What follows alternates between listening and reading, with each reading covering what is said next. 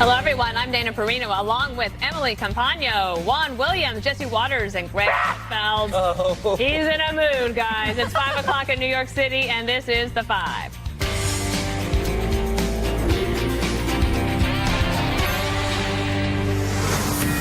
We begin with a Fox News alert. A powerful 7.0 earthquake causing what local authorities are calling major damage after striking just outside the city of Anchorage, Alaska. Trace Gallagher is standing by with the very latest. Trace.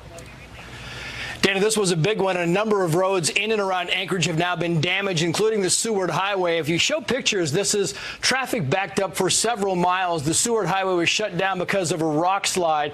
But a lot of the major access roads are either open and flowing or in the process of being reopened. A lot of the traffic that's coming in right now back into Anchorage, remember there was that tsunami warning earlier. That was lifted, but a lot of those people were told to go to higher ground. They're now trying to get back into their homes, and some bridges, the structural integrity of those has not been checked out, so a lot of the traffic is being diverted onto other roads. As for electricity, there are reports of at least 7,000 homes and businesses without power, but one of the primary substations has just gone back online, and there are no reports of any power lines down, and that's very good news for the crews that are trying to get those electricity needs up and running again. And here's the amazing thing. A short time ago, the fire chief came out and said that they went and scanned around the city of Anchorage and found no major structural damage of any of the buildings, which is a very big testament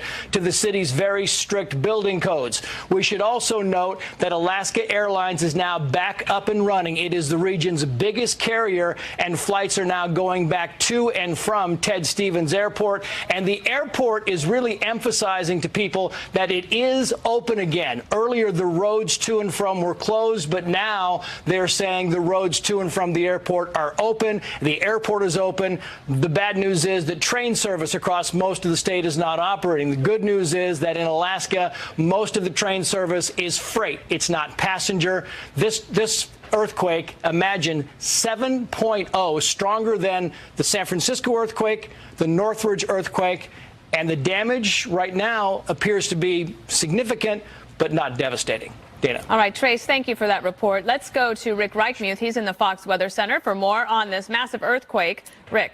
Yeah, Dana, so they get a lot of earthquakes in Alaska. They also get a lot of really strong ones. Take a look at that first one. Prince William Sound earthquake in 1964. It was a 9.2. That was the second strongest earthquake we've seen anywhere on Earth, at least in recorded history. So they get very, very strong ones there. That last one here, the fifth one, the Unimak Island one, that caused a tsunami all the way into South America. So travels very far. The tsunami is not the case with this one. That is what we have, the earthquake there in the last 12 hours. Those yellow dots are the last 12 hours. The red dots, as we get a little bit closer, are within the last hour. And you get an idea of all of the aftershocks here we've had in the last 12 hours. Lots of them, some smaller aftershocks here just within the last hour. But the proximity to Anchorage is why we were so concerned about the potential damage from this, from a 7.0 earthquake. The first aftershock after that was a 6.6. Because of that, we did have a tsunami warning that came out here just across the Cook Inlet.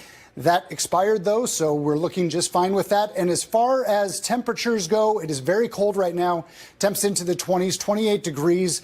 Just about 2.5 hours more of daylight. Tomorrow, once the daylight comes back up, temps go up to about 40 degrees. Dana? Okay, Rick, thank you for that. You bet. And now to another story we're following. President Trump meeting with world leaders during a high-stakes G20 summit. President Trump set to face off tomorrow with his Chinese counterpart amid rising trade tensions. And earlier today, Trump signing a possible NAFTA replacement with Mexico and Canada. The USMCA is the largest, most significant, modern and balanced trade agreement in history. All of our countries will benefit greatly. It is probably the largest trade deal ever made also. Many, many jobs are already planning to come back. Many companies are coming back, and we're very excited about that.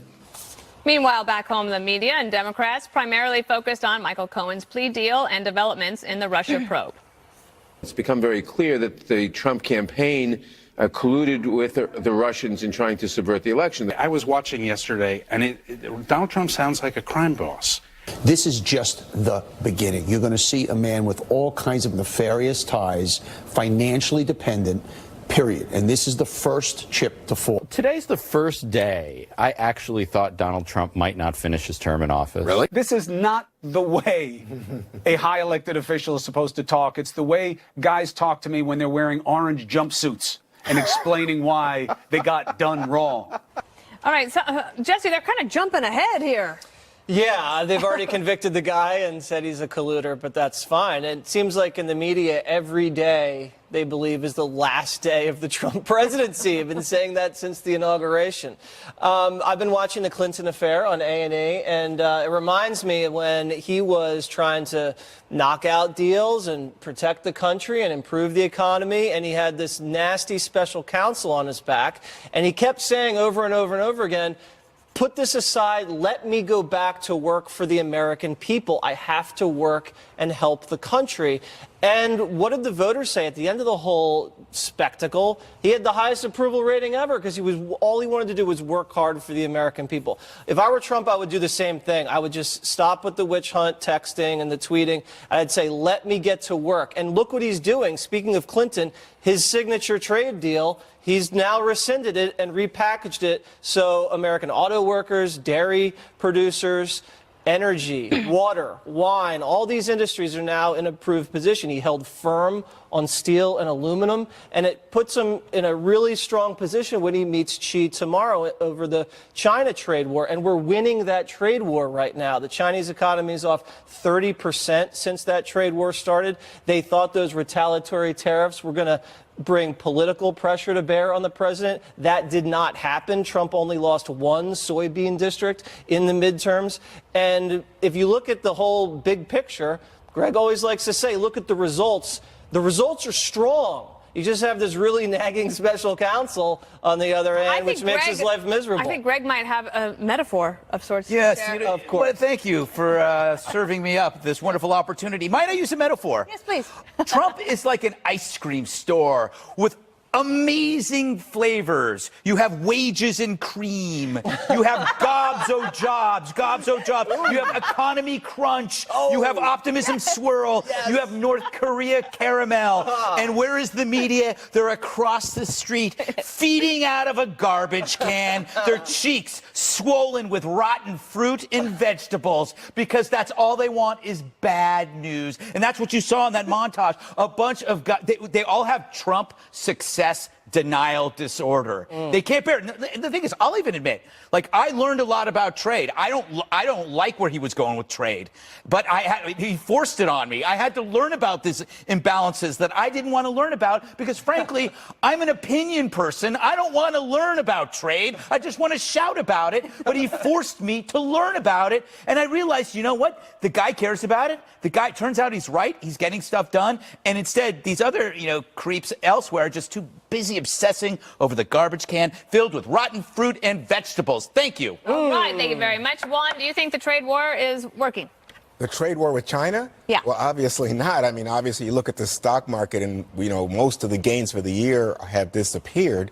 And obviously you have stuff like GM, 14,000 jobs. That's a lot of jobs, Dana. And you have things like Harley Davidson, Carrier. They've left the country in terms of jobs. A great disappointment to President Trump. So I don't think it's working. The question is whether or not, as Greg was saying, you look at the China deal. Is it the fact, or is it the case? Maybe I meant Jesse. We look alike. You do. Is it possible? Is it possible that, in fact, China, whose economy is in a slump, is now on the defensive and more willing to deal with President Trump? We don't know that yet. In terms of the NAFTA deal, let me just point out that a good conservative organ like the Wall Street Journal said, this is just basically the status quo. It could have been worse given Trump's protectionist instincts. But you look at what is highlighted in terms of the NAFTA deal, and that is dairy farmers.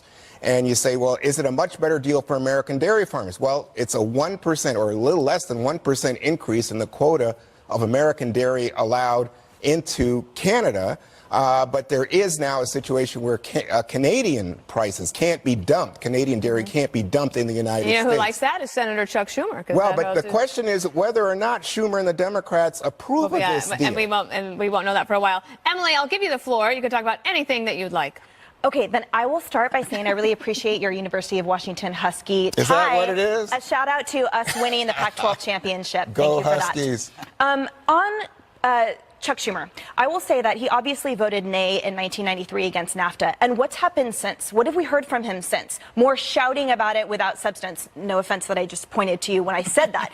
So from him coming forward and saying, now this isn't doing us any good. He doesn't make any reference to the Class 7 pricing system being gone in Canada and what things are achieved. And for me as an American citizen, I don't understand why compromise hasn't been achieved this entire time, hasn't been reached. I don't want my elected officials to be standing and shouting for 20 years without anything accomplished, because it's compromise that we are all sending them there for, because otherwise they're not serving us and there will be absolutely nothing gained. On China, I think that obviously the trade war is significant and there needs to be more leverage gained and mentioned of the IP theft going on, the erosion of quality, and also they're flooding our country, frankly, with illicit drugs. There's a lot of talks about southern border physical penetration. It's also happening in the air supply and with the mail system. So I think there's overarching issues that need to be included in that conversation. But certainly, again, those elected officials, they need to be a little bit more than whiners. Okay, and a last word to Jesse. Yeah, just quickly with Juan's comment, I have to respond on the economy and the stock market. I know you're weeping about your 401k, Juan, but Well, I just worry about you, Jesse. You're a young fella. I know. Thank you for saying that. Yeah.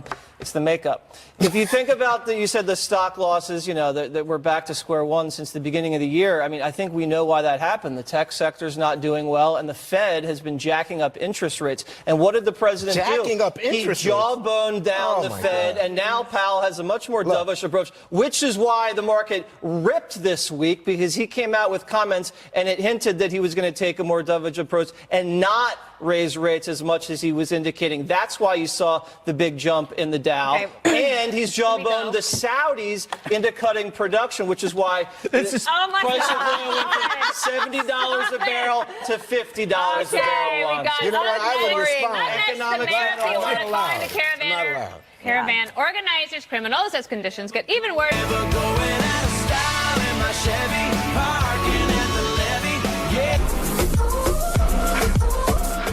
The crisis at the border getting even worse as conditions are deteriorating for the thousands of migrants camped out in Mexico. The mayor of Tijuana is blasting the organizers of the caravan and saying his city can no longer cover the costs. Those are really criminals because they're dealing with lives. They're dealing with people. It's a federal crime. If they ask me, do you know who they are? No, I don't know, but just look at the films. Look at them and you'll find who are they. Tijuana is footing the bill. It cost how much? Approximately $25,000 a day, every day. And our economy is not that great. Right. It's not enough. Jesse, you heard the mayor, and in addition to that, we have international relief organizations that are saying, clearly making statements that in these times of refuge, that laws still need to be respected and other countries need to be respected. Why aren't Democrats listening to these messages? Well, that's a great question. I think I'm going to bring up Greg's point the other day about when you have let's just say a parent, okay? And you're a parent and you're a strict parent because you want your kid to be successful. Sometimes when he messes up, you ground him. Sometimes you send him to his room. Sometimes, you take away the keys and you keep things strict because you love him and you want him to have boundaries and then live a very productive life. The Republicans are like the good parents. They're like strict parents. They want borders enforced. They want there to be an order and a process.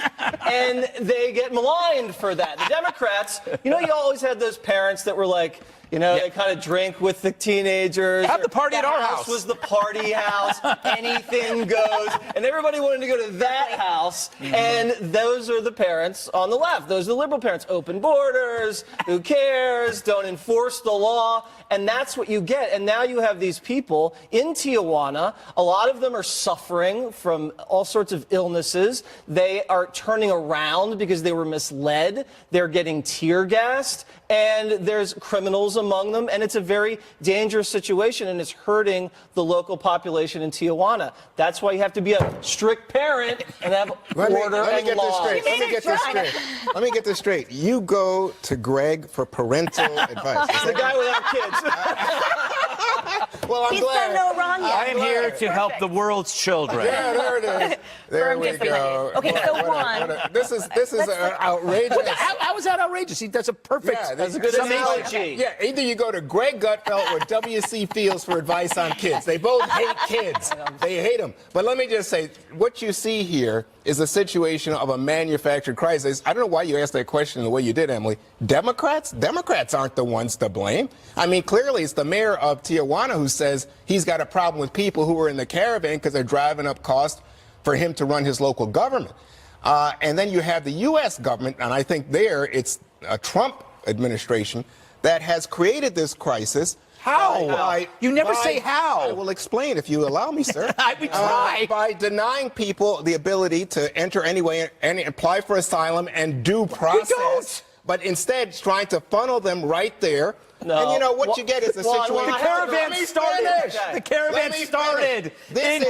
This is a situation, by the way, that you can go back to 1975. Tens of thousands of Vietnamese coming over here. What did we do? We opened Camp Pendleton. We opened more capacity, more courts, so that we could orderly handle it. Instead, they were refugees from a war. We put people in a situation that is absolutely degrading to them, so much so that they people are coming. It's an orchestrated march. Well, and they were not. How did Trump funnel them to Tijuana? He says he's not. That's not a fact. That's exactly they chose not to go to the Texas border because they thought they would receive tougher treatment at the Texas border. So they went to a softer place. They were told in Southern they are California. not allowed to enter, which is the law, by the way, due process. They're told, no, you cannot enter anywhere. You must enter It's at funny this hearing point. a Democrat talk about due process. Oh, yeah. You don't they didn't like want it for Kavanaugh, but they want it for the migrants. Yeah. Your talking point has been turned on its head by our great daddy Greg. You know what I think is? I think it is time for a new word. The problem here is it's not a caravan. A caravan is a deceptive term. It's a politically orchestrated march. And every time you have to ask where it started. It didn't start with Trump. This was a test of the border. It was a test to see what would happen. And if we didn't react a certain way, another one would come. And if we let that one, then another one. So it was obviously you have to put your foot down. And by the way, I've never been to Tijuana, but they have their hands full with us. They have obnoxious spring breakers and bachelor parties. We're bad enough. They don't need any more groups of young males coming there and putting pressure on their fragile economy. Well, in fact, they do because they need workers. But here's the thing about. But he did. I take the word of the mayor, Juan. No, he's obviously very upset. No, but I'm saying the mayor's upset because it's racist? Cost because it doesn't have any added cost. But when you look at this situation, you guys need to not be so self-referential. It's not just about us. I think it's also about people who are suffering. I'm compassionate, Juan. I'm so compassionate. Let's let Dana jump in. Dana, tomorrow the president-elect of Mexico actually officially assumes office. Right. So, and he's been a mayor of a large city. He was the mayor of Mexico City. What steps does he take moving forward? What is his game plan working with the mayor? Well, he already has. I think one of the most important things he has to do is have a good relationship with President Trump, but that's already underway.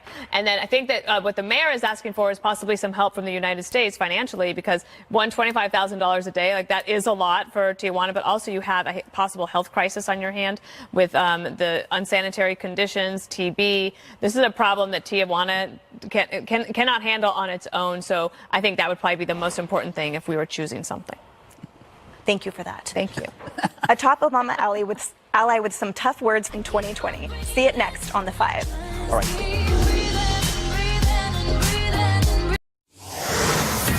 I feel like we lost. That's why Moments ago, President and First Lady Trump's arriving at the G20 dinner.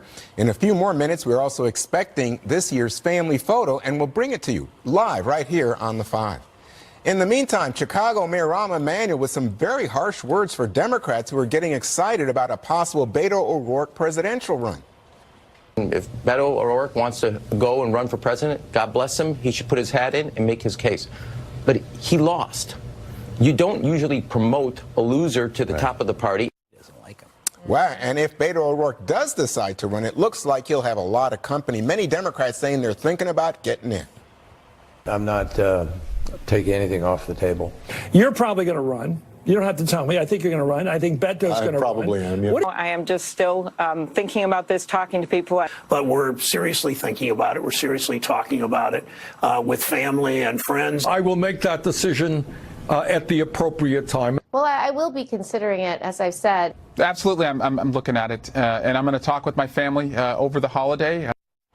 So, Emily, you have a situation here where you get someone like Rahm Emanuel, the mayor of Chicago, saying, hey, Beto O'Rourke, slow down. But then you get other former Obama people saying, gee, he reminds me of Obama. He's 46. I think Obama was 47 when he took office. Dan Pfeiffer saying, what an impressive guy. President Obama himself saying, this is a guy who speaks authentically. He doesn't do poll-tested type of speeches, and people react to him with great passion. What do you think? I think it obviously remains to be seen who's going to rise to the top. I think it's probably too early to just count someone else and call them a loser, because it seems to me moving forward, it would behoove the Democratic Party to have really it be based on substance. We just saw the parade of misfits happening. So clearly there's a million people that keep saying they're thinking about running and that will be throwing their hat in the ring. So why not add Beto to it? Why not add one more misfit to the island? Misfit? You're all misfits. I mean, moving forward, I think it will be an opportunity to see all of them individually shine. So let's hear what their platforms are. Let's see their substance. Let's see their fresh new ideas. Let's see them galvanize the millennials. Let's see them galvanize those voters that didn't turn up in the midterms, even though people were canvassing out there, and that they're not just talking either about themselves or in direct response to the president. Did Juan just make you back off your misfit comment? That's what it sounds like. Don't do that. Don't let Juan do that to Do you. you remember when I was that nice? Yeah. You'll get over it. She'll be great. She'll be great. So, Jesse, you have a situation here where it's potentially the case that people who are Obama loyalists are split between Joe Biden, who is currently the #1 pick of Democrats to be the nominee, and someone like a Beto O'Rourke. That's a really good point. I think you're right about that. And it looks like Rahm falls into the other camp. He looks like he's a Beto hater. It is probably very loyal to President Obama and doesn't like the comparisons. Maybe the comparisons rub him the wrong way. I think Obama was more substantive than he was. He definitely had a little more charisma. They both have similar kind of grassroots appeal, very handsome and articulate. But I just don't see Beto catching the fire the way Obama did. I think he's too young, he's too green, and I don't think he has the sharp elbows. Remember, Obama was pretty strong in those debates, and he had a pretty sharp tongue. I think Beto's too nice. I will look at some of those other candidates. Julian Castro, he's got a good look. I think he could definitely go far. And Sherrod Brown or Sherrod Brown, whatever his name is, he's got that gravelly voice that kind of people listen to, so he could go far. But there's going to be so many Your candidates. in-depth analysis is amazing. It's very superficial. No, but this is Jesse's theory that good-looking people go farther in life. That's right, Greg. That explains where I You were am bullied today. for it earlier. Remember, you said you were bullied for your good looks yesterday. That's so true. which is it? You know, Is it it's a burden succeeding that or I not bear. It is a burden that I bear. And I just will say one thing. If there's going to be so many candidates, there's not going to be enough money to go around. So these guys are going to just drop out after the first couple debates if they don't raise any money. So, Dana, I won't respond to Jesse because I think it was 17. But I wanted to say, go ahead, because I was going to ask you a question. I would say a couple things. Well, one, like before Rahm was an Obama guy, he was a Clinton guy. And the thing about Rahm Emanuel is he knows how to win. So when the Democrats beat back the Republicans in 2006 in that midterm, Rahm was in charge of that. That's true. And so then he goes and he's won twice in Chicago. The thing is, he knows how to win. He understands the Democratic base. Of course, it's changing, but there are more regular, straight Democrats than you have on the progressive side. However, when he says that Beto O'Rourke is a loser, yeah, but he came pretty close in a very red state, and he raised a ton of money. But here's the thing. I think what Rahm is also trying to say to someone like Beto O'Rourke is that you're going to have to earn it. You're not just going to be, it's not just going to be handed to you. You're going to have to come and court us and see if we will actually get on your side. That's a great point. Thank you. I thought I was so. So, hey, Greg, I want you to have some fun with something. Yes. So here are how the Democrats, this, what do you call them, misfits? This lot of misfits, according to our pal, is going out and writing books. And the one book by Elizabeth Warren is called The Fight is Our Fight. The book by Kamala Harris, The Truth We Hold. The book by Bernie Sanders, Where We Go From Here. I guess we can be expecting books from Cory Booker, Amy Klobuchar. Cory Booker should have a Booker. Yeah, there you know, Elizabeth Warren missed her title should have been No Reservations. This is not an election right now. It's like a weekend 5K fun run. You know, there's a whole motley crew of people showing up. There's about 150 of them. No, about 90% of them are not going to make it. Beto is cursed to be the one that showed up too early and is being talked up too early. It's like the first one interviewed at a beauty pageant. But that means that he should run this time, because if you wait too long, just like with Elizabeth Warren, she should have run this last time. She's not. Now it's passed her by. With Beto O'Rourke, maybe he's got to seize the moment. I don't know. You don't know. Hey, so by the way, since all these Democrats are misfits and misbegotten to Emily and Greg, what happened? What did you say about those 17 that were running? No, I mean, no, that's what I've always been consistent in this, is that what you will run the risk of having so many people that you'll have a contrast between similarities and one unusual person. Right. So what happened with Trump is you had 16 similarities, even including the women, but they were politicians, and then the one non-politician stood out. Yeah. So if they have 20 people, 19, 15 people. So who's the one? I think it's Mark Ruffalo. Oh, Mark Ruffalo. That is my prediction, that he's going to run as a progressive candidate, and he's going to win the nomination because he's a great Hulk. Wow. He's the only likable progressive. I hope you have a good weekend, man, and calm down. All right, Knickers, the giant cow, may have some competition. And is Delta Airlines...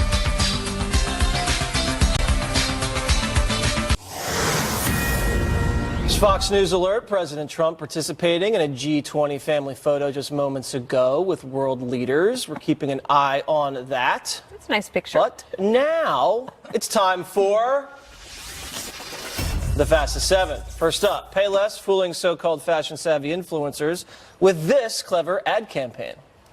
We built a fake luxury store in Los Angeles and filled it with Payless shoes.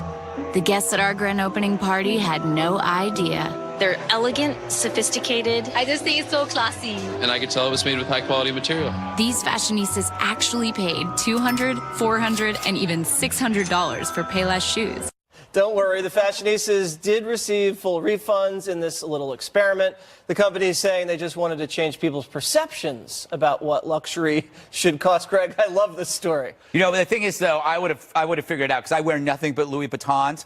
You give a nice shape to my cap, and I could still run from the cops. But you know who also tried to trick people was Claire McCaskill. Did you know what she did? What'd she do? She tweeted 3 segments from, I guess, CNN, MSNBC, and Fox News showing coverage of, I guess, the Mueller probe, and they showed animals are great, with the idea that that's what we were covering. Instead, the fact that we led the show yesterday on the Mueller probe, and that Claire McCaskill is, in fact, a lying idiot. You know what, Claire?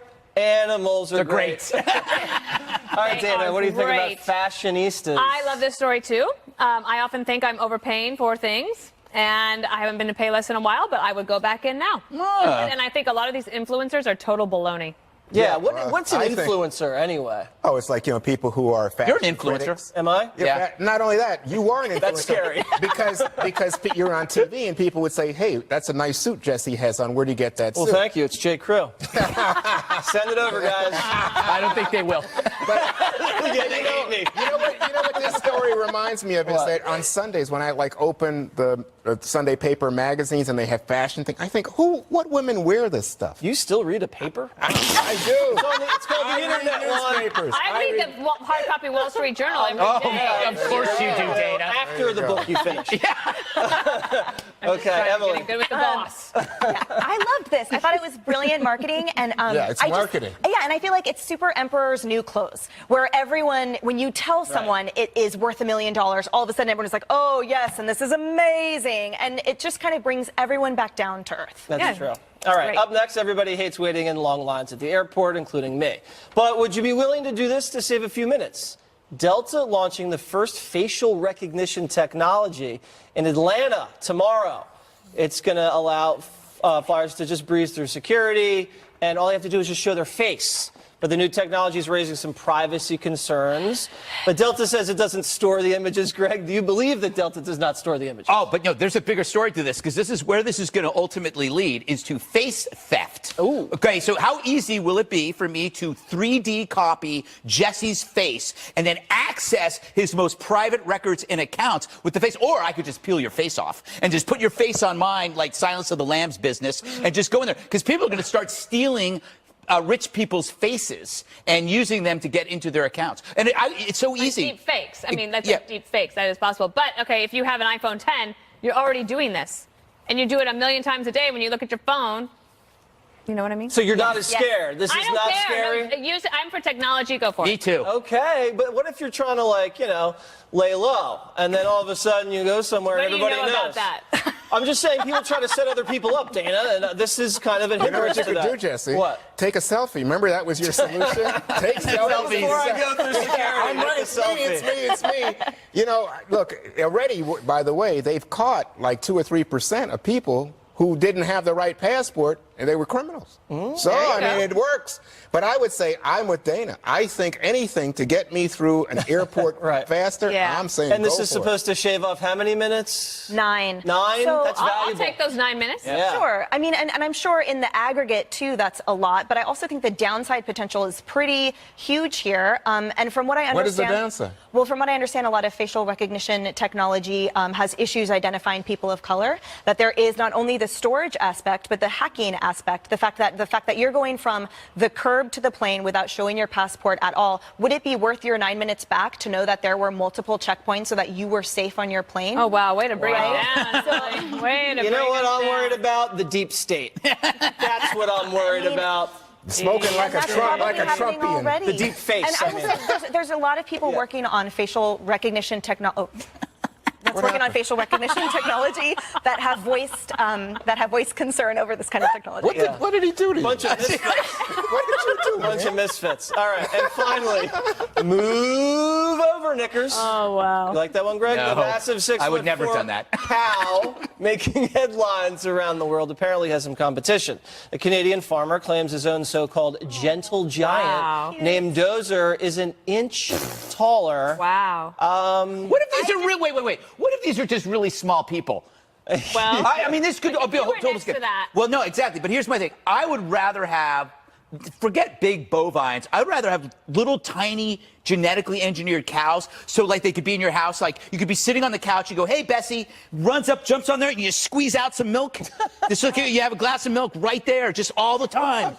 Would you do that? Yes, Would you milk your own cow? little genetically engineered baby cow in your house, and you just have milk whenever you want. Do you remember when you had to milk that goat at the event? Yeah. Why go out for milk when you have the cow at home? Perfect, Greg. I just love that they were saved. Both of these cows were saved. I think we should reconsider Wait, that. what, does that analogy have a different meaning? I don't know. Never heard of it. Never heard of it. I I ran think that's straight through about it. human relationships. Oh, I'm Human thinking about relationships. milk one. All right. All right. Yeah, I love that both of these cows were saved, basically. Both of them were slated to be, I almost said massacred. Hurry up! You know what? They were saved. Their lives were saved, and I appreciate that. And I like that it's a gentle giant. I think that's sweet. Also, I think that Oh my God, you've had so much coffee. How much coffee did you Do you know drink? what's going on? Just a little Do you bit. want to know what's going on? What? They are hazing you. No, she's Did I pass? She's Am the I fastest initiated? talker on the planet, and to prove it, I don't care if this bites into fan mail. Just read one paragraph. Read right if it's from the Pence book. This is Charlotte Are you Pence's kidding me? book. Which Here New you York City go. official has with dead bitches and jumps anyway. Our two parents dangerously before he left me studying the backseat car. Oh, my. This is like those ads for drugs, you know, at the end of the drug ad. 2 days. I wait for them on morning when I went to Panic Room Story. Our neighbors said that these are drapers and will be sorry if a few home cooked meals are offered to them at that famous hospital. Oh my God. Speed It's reader. my parlor trick. And, Wow. and I'll do it slowly for you. If you take this drug and you have a problem after 4.5 hours, No, that's seek immediate by the way, you medical can make a attention. lot of money Drug doing life. that. Yeah. Wow. It's just my life. All right, unbelievable. Anyway, don't go anywhere. Fan Mail Friday is up next.